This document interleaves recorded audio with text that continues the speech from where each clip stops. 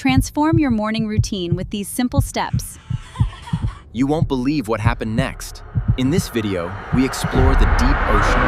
इस जनरेशन की सोचने समझने और कंसंट्रेट करने की सलाहियत को धीमक लग रहा है। आप अपने इर्द गिर्द नज़र डालिए, आपके फ्रेंड्स, कलीग्स, आपके सिबलिंग्स, आपके माँ बाप, आपके बॉसेस, कोई भी बंदा जिसको अपनी ज़िंदगी की नॉर्मल रूटीन में से चंद लम्हा भी मिलता है, स्प्लिट सेकंड्स भी मिलते हैं, वो सबसे पहला काम क्या करता है? अपनी जेब से अपना मोबाइल निकालता है, नोटिफिकेशंस चेक करता है और स्क्रॉलिंग शुरू कर देता है। हमारे ब्रेन्स हैक हो चुके हैं। जिन लोगों ने सबसे पहले ये टूल बनाया, उनका कहना है कि हमने एक ऐसा टूल बनाया है जो सोचने समझने की फैब्रिक को फाड़ रहा है। आज की ये वीडियो है आपकी जेब में पड़े हुए एक साइलेंट थीफ के बारे में, जो कि आपसे कुछ चुरा रहा है। आपका टाइम रोजाना की बुनियाद पे चोरी हो रहा है और ये इतनी सोफिस्टिकेटेड चोरी है कि आपको इसका अंदाजा भी नहीं हो रहा। तो ये सब कुछ शुरू हुआ सिर्फ एक फीचर से।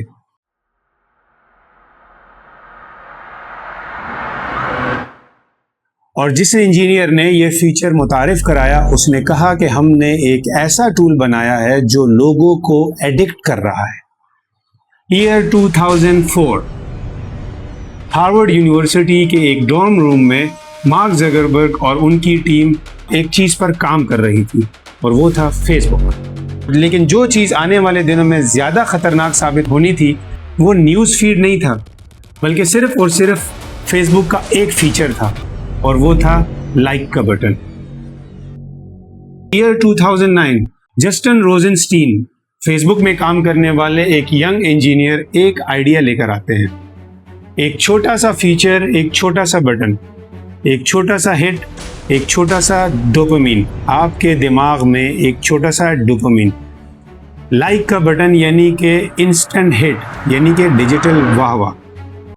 वो ये फीचर मुतारिफ कराते हैं, इंगेजमेंट आसमान छूती है, लोगों को पसंद आता है, लेकिन बाद में वो ये कहते हैं कि हमने एक ऐसा टूल बना दिया है जिससे अब लोग एडिक्ट होंगे।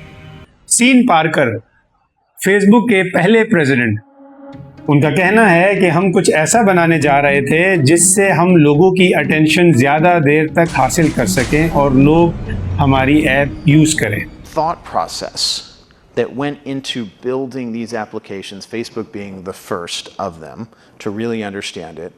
That thought process was all about how do we consume as much of your time and conscious attention as possible. And that means that we need to sort of give you a little dopamine hit every once in a while because someone liked or commented on a photo or a post or whatever. And that's going to get you to contribute more content, and that's going to get you more likes and comments. I mean, it's a social validation feedback loop that it's like it's exactly the kind of thing that a hacker like myself would come up with, because you're exploiting a vulnerability. God only knows what it's doing to our children's brains. ये कोई accident नहीं था, बल्कि ये एक business model था, the attention economy. यहाँ पर वेरिएबल रिवॉर्ड्स की फिलॉसफी को एक्सप्लॉइट किया गया।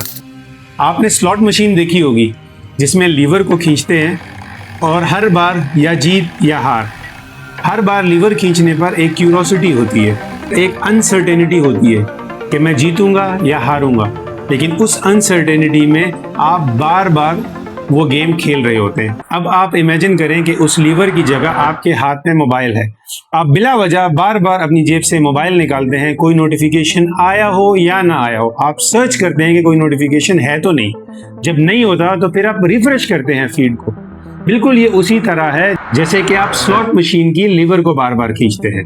अब मैं आपको यहाँ पे समझाता हूँ। जब भी आप जेब से मोबाइल निकालते हैं, आपके दिमाग में एक अनसर्टेनिटी होती है। सबसे पहले नोटिफिकेशंस चेक करते हैं, कमेंट्स चेक करते हैं, एक एक ऐप चेक करते हैं कि कहीं कोई मैसेज तो नहीं आया। हर स्प्लिट सेकंड जो आपकी ज़िंदगी में डेली रूटीन में से आपको मिलता है, आपका दिमाग आपकी बॉडी को सिग्नल देता है कि आप अपना मोबाइल निकालें। हर नोटिफिकेशन, मोबाइल फ़ोन का हर नोटिफिकेशन आपके दिमाग में डोपामिन की माइक्रो डोज रिलीज करता है। प्लेजर नहीं, एंटिसिपेशन। और स्टैनफोर्ड यूनिवर्सिटी की रिसर्च के मुताबिक एंटिसिपेशन प्लेजर से ज़्यादा एडिक्टिव होता है। इसका प्राइस, मोबाइल की एडिक्शन का प्राइस नौजवानों में एंजाइटी के रेट डबल हो चुके हैं जब से मोबाइल फ़ोन आया है। हमारा इंसानों का अटेंशन स्पैन 12 सेकंड से कम होके 8 सेकंड तक रह गया है, यानी कि गोल्ड फिश से भी ज़्यादा कम। आप इसका डेली खुद मुशाहिदा कर सकते हैं कि आपका अटेंशन स्पैन मोबाइल यूज़ करने से कम हुआ है या नहीं। आप कोई बुक उठाएं और आप पूरी अटेंशन के साथ उस बुक के 2 पेजेस भी नहीं पढ़ सकते। आप फौरन से अपनी जेब से मोबाइल निकालेंगे और स्क्रॉलिंग शुरू करेंगे, और अगर आपको कोई इंटरप्ट नहीं करे तो आप पूरी रात स्क्रॉलिंग कर सकते हैं, लेकिन बुक के 2 पेजेस आप नहीं पढ़ सकते। हमारा अटेंशन का स्पैन बहुत ही कम रह गया है। और ये सब जिन लोगों ने बनाया है वो सब इन ऐप्स का इस्तेमाल लिमिट रखते हैं।